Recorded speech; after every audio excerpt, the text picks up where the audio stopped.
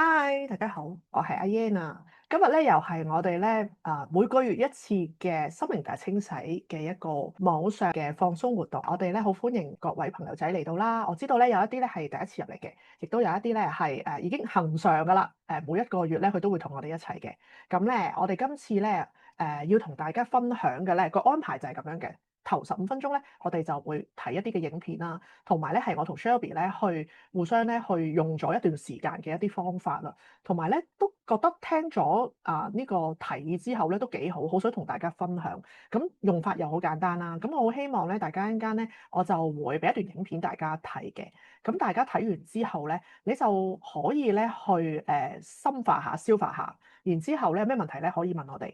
咁15分鐘之後咧，大約啦15分鐘之後咧，我哋咧就會同大家咧一齊去做呢一個嘅行動，咁啊套翻落我哋自己日常嘅一啲嘅可能性裏邊咧，我帶大家咧去放鬆同埋抌走我哋心靈上一啲唔要嘅嘢。咁呢個方法咧好犀利嘅，其實咧係呢本書咧已經係全球咧好多人去睇過同埋買啦。並且咧就係咧，竟然咧，應間短片都有提過，係由一位咧心理學家咧去進行咗3年嘅呢個實習同試驗呢個方法，而呢個方法咧係整整咧可以救翻成個當地嘅一個精神病嗱，係一啲入邊困咗一啲係囚犯啦，亦都係有一啲好嚴重會傷害性同埋攻擊性嘅人啦嘅一啲嘅囚犯喺裏邊。咁咧佢當中會講呢一個博士咧點樣運用咧呢4句説話咧，可以幫助到咧呢一啲嘅囚犯咧，竟然到最後咧有自理能力啦，唔再傷害其他人，同埋唔再傷害啲醫護人員嘅喎。咁我而家咧就一齊去睇下先。喺上一個世紀80年代嘅時候咧，喺夏威夷就流傳咗一個好罕見嘅治療案例，就係當地一個奇人啊，佢叫做修蘭博士。咁佢係一位全職嘅心理學家嚟嘅。咁佢喺冇見過任何病人嘅情況下咧，用咗一種叫做 Ho'oponopono 嘅方法，就喺1984年至到1987年嗰3年時間咧，醫好晒成間精神病院所有非常嚴重嘅重犯。而喺2004年咧，吸引力法則嘅一個推廣導師，大家都可能有聽過，叫做 Joe Vitale。咁佢偶然之間聽到呢件事之後，佢就專登去聯絡阿修蘭博士，仲專登飛去夏威夷嗰度咧參加佢嗰個講座。通過咗佢真實嘅體驗，同埋聽咗阿修蘭博士嘅分享之後咧，咁Joe Vitale咧，佢就對呢一種好神奇嘅治療方法Ho'oponopono 就產生咗好濃嘅興趣啦。之後咧就一齊出一本書，就叫做《零極限》，就教人哋點樣用4句説話啫，就會清除晒啲唔好嘅嘢，嗰啲咩負能量啊，即係可以解決到眼前所有嘅問題。咁到底修蘭博士做咗啲乜嘢咧？咁犀利咧嚇！首先介紹下佢做嗰間嘅精神病院到底係困住啲咩人啦。即係原來當中嗰啲所謂嘅重犯咧，係包括咩咧？殺人犯啦、強姦犯啦、嗰啲搶劫犯啦咁樣，全部都係極級重犯嚟㗎啦。咁仲要有精神病添。咁佢哋都要戴住嗰啲譬如手扣啊、嗰啲腳鏈咁樣去生活㗎啦。即係因為佢哋係好暴力㗎嘛，係咪啊？所以佢哋經常都會發生好多啲打鬥事件啊，成日打交咁樣，仲要牽涉埋嗰啲即係啲醫護人員好慘，啲醫護人員都要俾佢哋打嘅。咁嗰啲嘅病犯嘅家屬咧都好少嚟探佢哋嘅，因為探嚟做咩啊咁樣？而喺嗰度嗰啲嘅醫生同埋姑娘嗰個請病假個病假率係好高嘅，總之成間醫院都係死氣沉沉啊、烏煙瘴氣咁嘅啦。但係當修蘭博士喺1987年7月離開呢間醫院嘅時候，嗰啲嘅病犯即係嗰啲嘅重犯啊，係唔再需要戴手銬同埋戴腳鏈啦。即係啲打交同埋暴力事件係非常之少，佢哋竟然開始識得自己去照顧自己，包括佢哋嘅日常生活，之前做唔到嘅。而佢哋喺屋企人嘅探訪次數咧係好多好多，嗰啲醫生同埋啲姑娘咧亦都冇乜點樣再去請病假啦。嗰啲病犯嘅住院時間咧，由本身可能係10年8年啦，好幾年，慢慢縮短，去到幾個月就可以離開啦。最奇怪嘅事喺邊度咧？就係呢個修蘭博士喺嗰3年嘅工作入面咧，佢係完全冇同任何一個病犯進行過啲咩諮詢治療嘅，見都冇見過。佢亦都冇參加過嗰啲嘅病犯嘅醫療會議。咁到底佢做咗啲乜嘢嘢係可以令到嗰啲病人有咁大嘅改變咧？原來佢話佢用咗一個好古老嘅夏威夷療法，叫做 Ho'oponopono。佢話佢睇緊嗰啲病犯嗰啲病歷資料嗰啲文件啊，揭嘅時候咧，一路揭一路睇，然之後佢自己不斷講4句嘅説話：對唔住，請你原諒我，多謝你，我愛你。我講多次，對唔住，請你原諒我，多謝你，我愛你。修蘭博士咧就係用呢個方法咧去清理佢自己同埋嗰啲病犯之間共享嘅部分，因為佢認為每個人都係要為自己嘅生命負上完全嘅責任，外在嘅一切都係自己內在嘅投射，一個嘅反射，發生喺自己身上面嘅事都應該自己去承擔翻個責任。簡單啲講，整個嘅世界都係由自己去創造出嚟。喺 Ho'oponopono 入面，治療就係好簡單，真係好簡單，3個字：愛自己。嗱，如果你想改變你嘅生命，想改變你嘅人生咧，你先要治療好自己個生命。如果你想治療其他人咧，哪怕嗰個係頭先阿修蘭博士面對嘅精神病重版都好啦，你都先要治療好自己，你搞得掂自己就咩都得㗎啦。好啦，咁點解會係呢4句説話？咩對唔住，請你原諒我，多謝你，我愛你咧？咁到底代表啲咩咧？嗱，首先第一句對唔住 ，sorry， 佢係代表住你肯去承認對你自己所經歷嘅一切負上100%嘅責任，因為所有嘅嘢都係你創造。第二句，請你原諒我。Please forgive me， 係請求別人寬恕，亦都請求自己去寬恕自己。第三句，多謝你 ，Thank you， 係你表達嗰種嘅信任同埋感恩，放下一啲嘅執着，放下一啲嘅控制。而最後一句，我愛你 ，I love you， 係喚醒一啲神聖嘅力量。呢個神聖或者神靈咧係好廣泛嘅，即係我唔知你咩宗教咧，即係可能係佛教嘅佛陀啊、基督教啊、耶穌啊、天主教啊、天主啊，咩都得嘅。總言之係一種好神奇、好偉大嘅存在。而我愛你呢個説話係可以消除同埋治療所有嘅創傷。總之發生喺你身上面嘅事，你能夠做到嘅就係承擔責任。接受佢，擁抱佢，愛佢。嗱，呢4句説話就係可以令你回復到零極限呢一個超勁無敵嘅神聖狀態。喺零極限嗰本書入面咧，作者 Joe Vitale 咧就收集咗好多人一啲嘅感謝信啦。咁有啲人就分享咗自己嘅人生，即係講完呢4句説話，講多啲之後有啲咩即係好大嘅改變啦。有啲就分享自己患上咗長期嘅疾病嘅成身都痛啊，周身病痛咁樣，但係好神奇、好奇蹟地好翻晒啦。即係有啲又分享自己同個伴侶嘅關係好差咁樣，用呢4句説話，喂，和好如初喎，相親相愛喎，好正咁喎。嗱，修蘭博士咧好強調一樣嘢就係愛嘅力量係最勁嘅、最大嘅，佢可以清除晒所有嘅負能量，所有啲衰嘢、唔好嘅嘢走晒。但係喺清除嘅過程入面咧，你只要專心清除就得㗎啦，唔好去期待有啲咩結果，唔好諗，即係會唔會有啲正嘢咧？因為期待結果本身已經帶有一種咧，即係叫做限制性信念，同埋有一啲嘅內心嘅障礙嘅。即係如果你個目的性太強，一定要做完呢啲嘢之後有啲好嘅結果，咁樣個心係唔係太好嘅？即係反而係會影響咗自己嗰種嘅專注嘅。因為你記住，只要專注去清除自己嘅嘢，咁就得㗎啦。嗱，修蘭博士咧，佢喺治療病患嘅時候咧，佢只喺自己個 office， 跟住之後睇住佢哋嘅病歷個 file， 然後頭先我講啦，嗰4句説話啦，係咪？但佢會問自己到底我做錯咗啲乜嘢，自己做錯啲乜嘢，而令到對方會患上咁嚴重嘅案件咧，然後又會用嗰4句説話不斷咁樣清除所有唔好嘅嘢。因為阿修蘭博士覺得精神病唔係發生喺嗰啲重犯度啊，而係發生喺佢自己身上。即係呢樣嘢係好癲咁樣諗，即係話一切問題發生都係我自己嘅嗰個世界，一切問題嘅發生都係我自己內在嗰種嘅投射。即係簡單啲講，如果你嘅另一半對你不忠、出軌、有小三，唔係佢嘅問題，係你嘅問題，係因為你同佢一齊之間共享嘅嘢出現咗啲問題。如果你想解決呢件事咩，你就要好好咁樣清除自己，而事情自然就會得到一個好好嘅結果，個上天就會有最好嘅安排。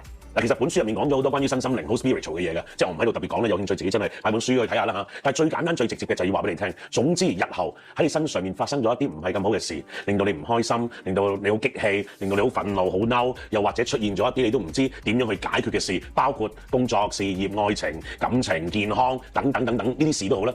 喺呢一個時候，深呼吸，好冷靜、好平靜咁樣同自己講：對唔住，請你原諒我，多謝你。我愛你，哇，好正！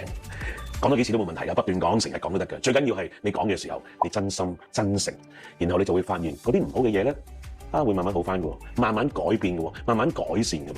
嗱，最後我都要講嘅，信不信由你啦嚇。但係我開始講咗呢4句説話啦，我諗呢個零2個月左右啦，我發現咧係非常有料到嘅，係堅料嚟㗎，唔係薯條啊！即係包括我有幾個喺工作上面嘅問題咧，都好好咁解決咗，同一啲人啦，同某一啲人嘅人際關係提升咗，又有一個少少嘅健康問題咧，都冇咗啦。喂，都真係幾神奇，幾 amazing 嘅喎。都係嗰句啦，講唔講呢幾句説話係你嘅決定，因為個人生係你㗎嘛，你條命你嘅人生嚟啦，其實唔關我事㗎。但係如果有啲嘢又唔使錢，有好多人做過都覺得有效果，有 work 嘅，又唔會用你好多心機時間，係咪？咁你都唔去做嘅話，咁我真係要同你講對唔住，請你原諒我，多謝你，我愛你。首先我哋喺度咧要鳴謝 Motivation 嘅 Bob 先啦。好多謝呢本書，其實係嘅內容咧係更加豐富嘅，佢仲用咗一個好簡單嘅方法去演繹啦。咁我知道有啲人咧可能有部分內容咧唔係好同意嘅，譬如話有小三都關自己事，又或者係所有一切咧都係自己嘅 create。咁今日咧就好，即係今日我哋就唔用呢個時間咧去解釋呢一本書啦。不過如果咧你願意嘅話咧，都可以試下去做森南博士咧講呢4句嘅語言啊。咁我自己咧有一個回憶嘅，咁就係都係我一個好難過嘅一個時期啦。咁咧我記得咧喺爸爸嘅安息禮嘅時候咧，最後咧阿牧師咧就係用咗類似呢四句嘅語言咧去同爸爸道別嘅。但係奇怪嘅事情咧就即係應該係咁講，我哋講完呢四句之後咧，我哋竟然咧我自己嘅內心放鬆咗嘅。同埋最後咧，我就同大家講啦，其實佢人生要行嘅路咧好辛苦，佢已經過去咗，佢而家只識地上嘅勞苦，已經再無痛苦同埋疾病嘅纏繞。咁如果想多謝佢嘅人，因為我爸爸咧係都幫過好多人嘅。如果真係真心想多謝佢啊，或者想送別佢嘅人咧，用掌聲去歡呼去離開呢個世界咯。咁我哋係講完呢四句之後咧，我哋係全場冇一個人冇咁做，就係全場拍手咁樣送佢走嘅。咁所以呢四句咧，最後嘅我愛你咧個威力咧，其實就真係好大嘅，係咪啊 Shel？我自己咧再接觸呢個零極限咧，係應該係3、4年前，咁咧就有個朋友就介紹我睇呢本書嘅，咁我真係買咗呢本書，咁我自己前前後後咧我睇咗2、3次，咁我好少一本書會睇2、3次，原因咧係我睇第一次嘅時候咧覺得好勁，但係咧有啲嘢唔係好明啊，咁可能就好似大家今日睇阿 Bob 呢條片咁樣咧，都有啲嘢咧唔係好明，但係咧我覺得阿 Bob 呢條片咧其實係做得好好，佢講嘅嘢每一句説話咧已經將成本書嘅所有嘅精華雞精咧去撮要晒出嚟，所以咧我建議可以大家第一次聽得唔明啦，可以聽多幾次，反正呢一條片好短啫嘛，頭先聽咗10分鐘到，係咪？咁啊就唔使好似我咁樣睇幾次嗰本書，因為睇一次本書要睇幾日噶嘛，咁樣咁我覺得係勁嘅喎，呢四句嘢。咁我自己又喺生活裏面咧成日都用嘅喎。咁可唔可以講我其中一個經驗用呢句嘢？咁咧我老公咧就成日都磨牙嘅，瞓覺嗰陣時候。咁其實一路以嚟咧，我用supplement 啦，我用精油啦去幫佢啦，咁都好有效嘅。咁但係就唔能夠根治呢個問題。就係嗰一下，我同佢嗰晚有搽，咁佢嗰晚瞓得好好，我又瞓得好好，因為唔會俾佢嘈醒。但係有時咧真係懶咗，唔係日日搽噶嘛。咁啊到我又瞓咗啦，跟住俾佢磨牙嘈醒咗嘅時候，喂大佬，我已經好攰，我已經爬唔到去攞支油去幫佢搽喎。跟住我就突然之間諗起啊，不如念下零極限啦。咁跟住我就念啦，對唔住，請原諒我愛你，多謝你，即係係咁念。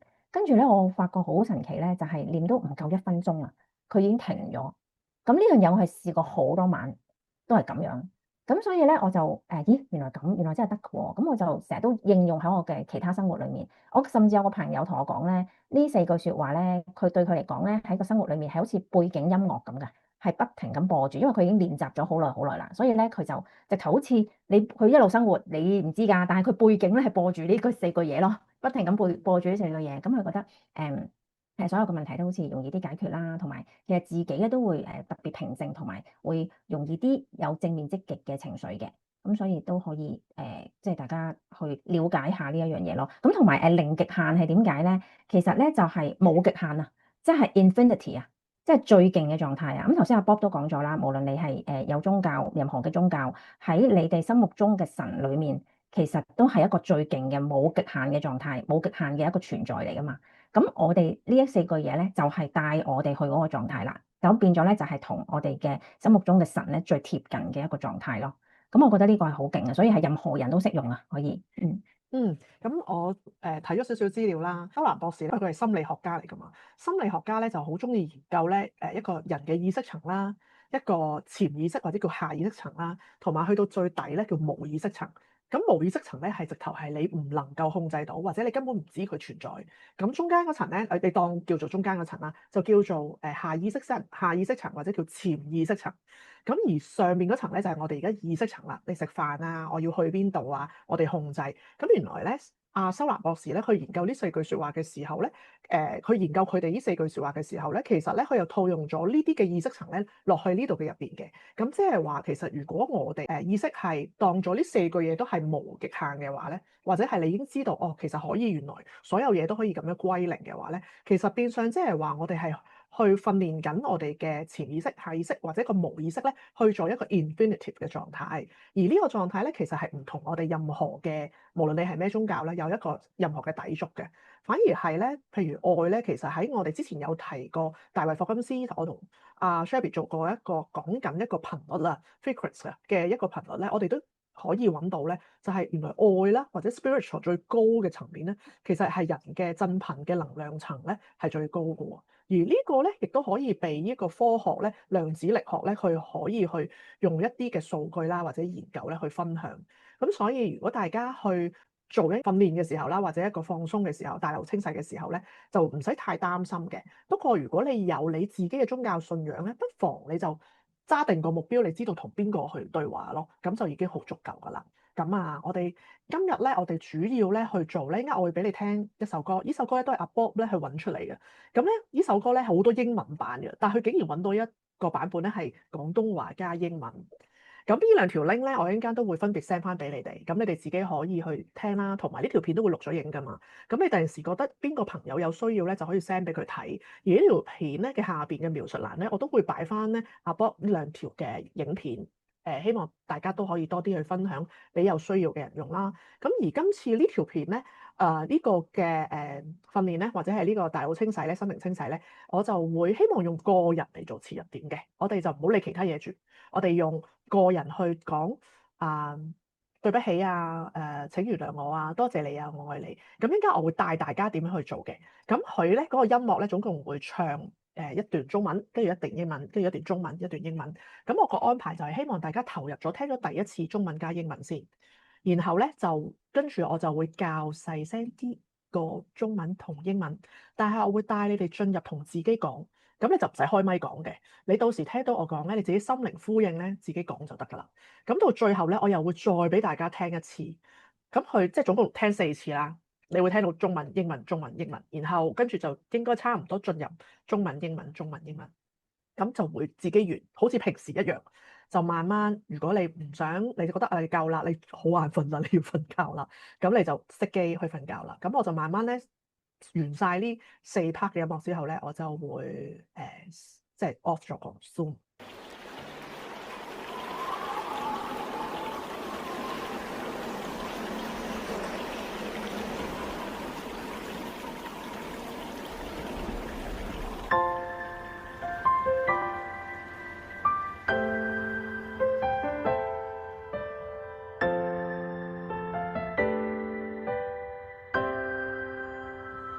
對唔住，原諒我，多謝你，我愛你。對唔住，原諒我，多謝你，我愛你。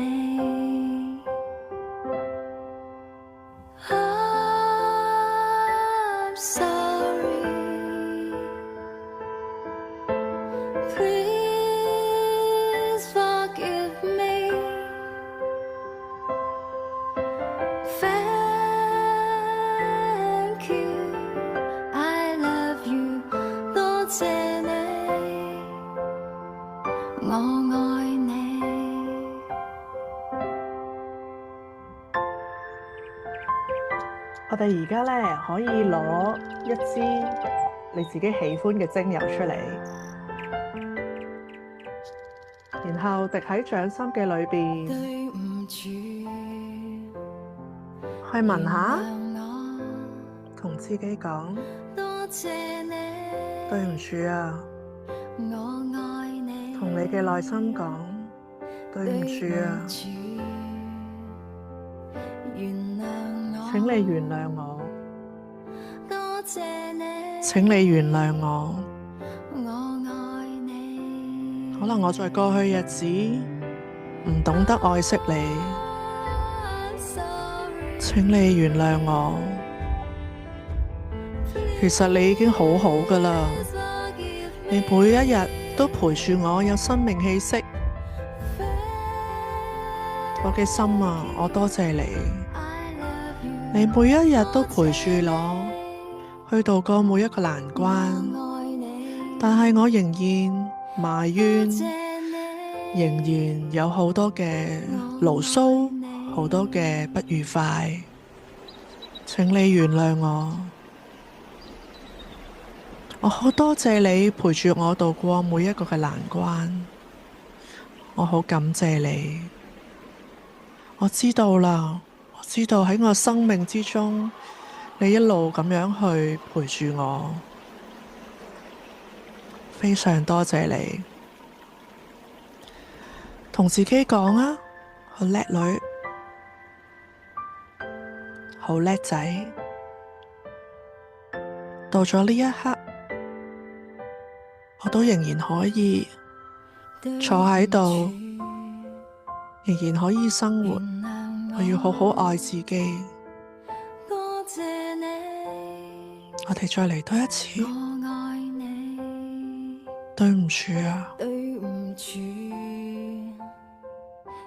你俾我有生命氣息，多你俾我有朋友，謝你俾我有屋企人，你俾我擁有好多嘅一切。我只係冇咗一小部分，只係我自己認為冇咗嘅一小部分。我仲好多埋怨，請你原諒我嘅過去，請你原諒我。多謝你冇俾我自己離開我自己，多謝你，多謝你俾我，當我缺乏，當我心靈脆弱嘅時候，你讓我明白，我心靈上邊係有人支持我哋㗎。我要好愛自己，多謝你。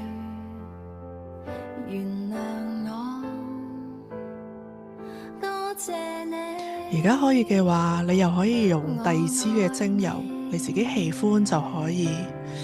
我哋滴喺手心裏邊，我哋可以聞下，我哋可以搽下喺頸度，搽下喺心口，我哋深深咁樣去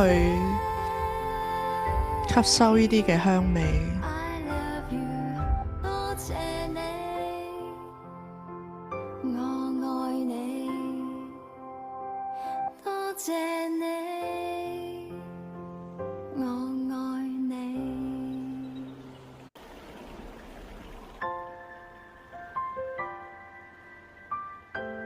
我哋繼續深呼吸。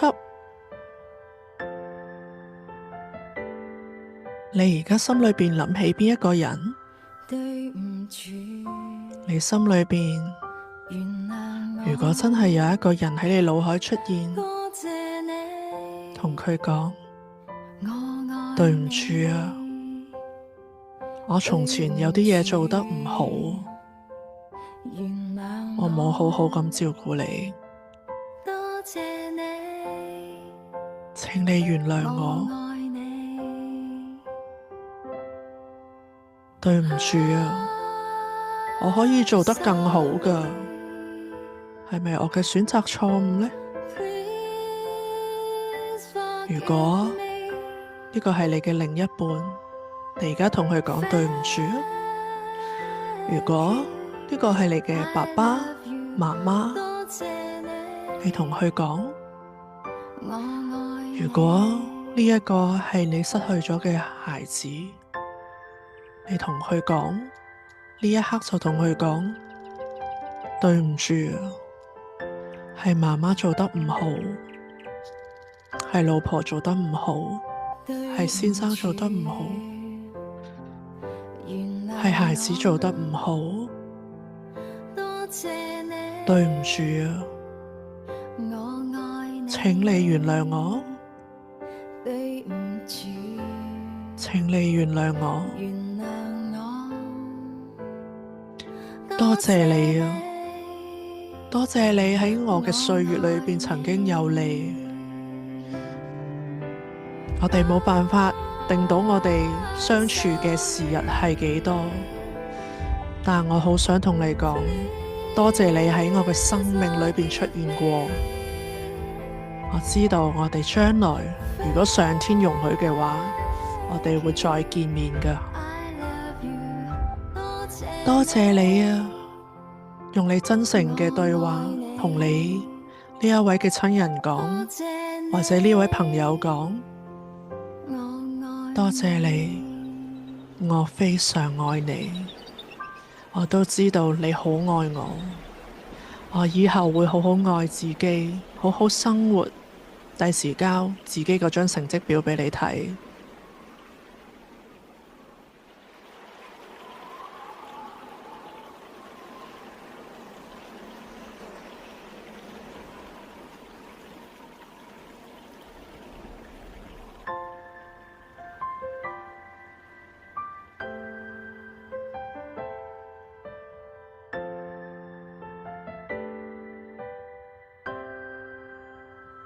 對唔住，原諒我，多謝你，我愛你。對唔住，原諒我，多謝你，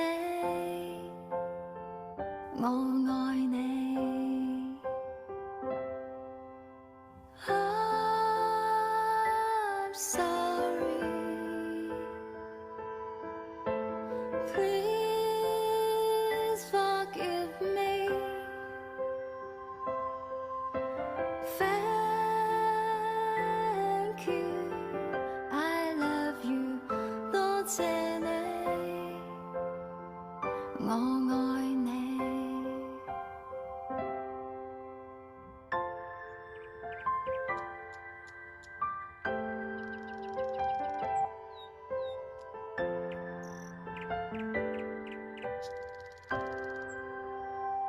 對唔住，原諒我，多謝你，我愛你。對唔住，原諒我，多謝你，我愛你。I'm sorry. Please forgive me.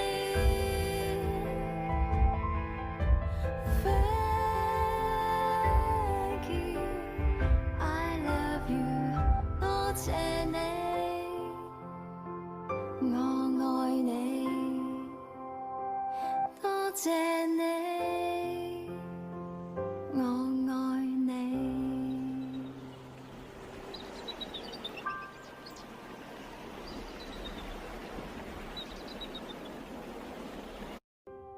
對唔住，原諒我，多謝你，我愛你。I'm sorry. Please forgive me. Thank you. I love you. 多謝你，我愛你。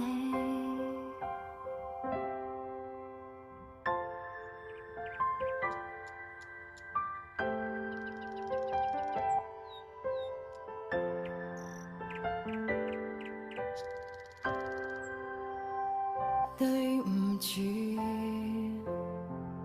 原諒我，多謝你，我愛你。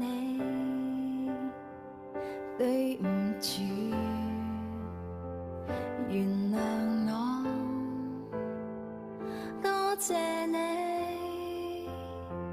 我愛你。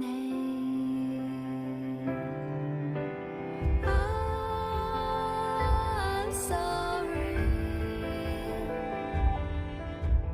Please forgive me.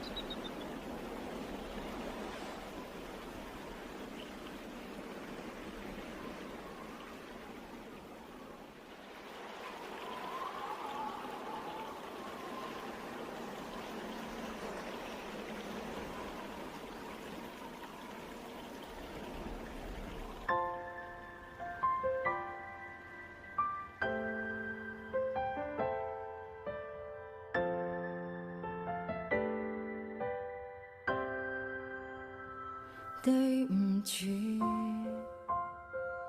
原諒我，多謝你。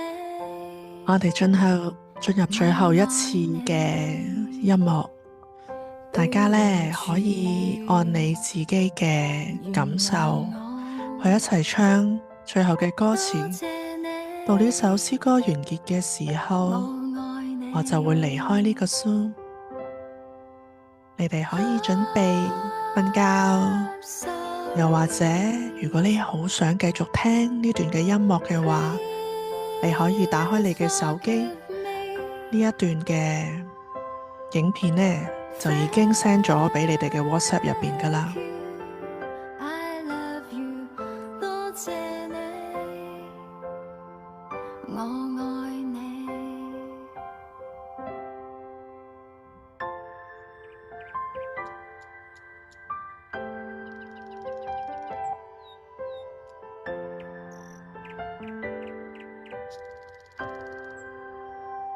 對唔住，原諒我，多謝